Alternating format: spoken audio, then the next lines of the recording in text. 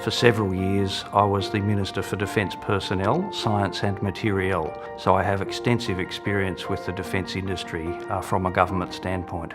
Victoria has a lot to offer in terms of the defence industry.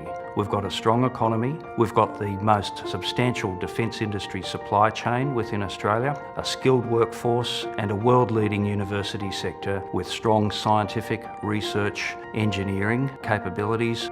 On top of that, a strong professional services sector, tremendous infrastructure and one of the most livable cities in the world. So it's a great place for defence companies to set up and to invest.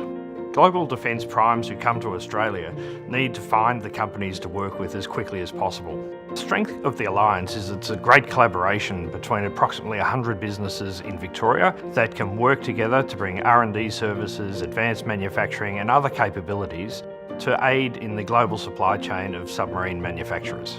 We currently have members who export all over the world into some of the biggest defence programs in the world, whether they be in Europe or the US. There's already collaboration happening between our companies and the great global defence primes of the world. What we are the most proud of our suppliers base in Victoria is simple but essential. It is their capacity to be agile and flexible in answering our requirements and needs. And I have been amazed personally in the ability of the SMEs in Victoria to be responding to our requirements in a very efficient way, in a very rapid way, and to our satisfaction.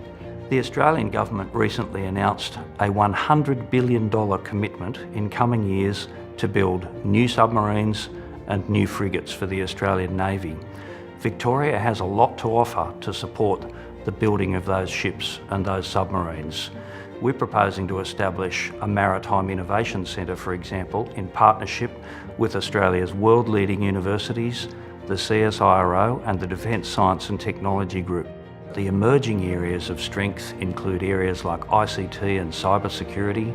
In fact, just recently, Lockheed Martin announced the first research and development centre outside the United States to be located here in Melbourne. What I have noticed in Victoria is that the institution, those academia, they really listen to our needs.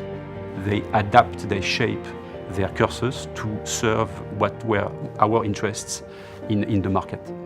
The next phase for the Submarine Alliance is to work hand in hand with the Australian submarine program C1000. So we're engaged with DCNS, we want to continue to be engaged with DCNS and the DCNS supply chain to make things happen in Victoria and in France together. We're a great place to do business. We're a safe place to do business. We've got a lot of friends in the world and we like doing business here.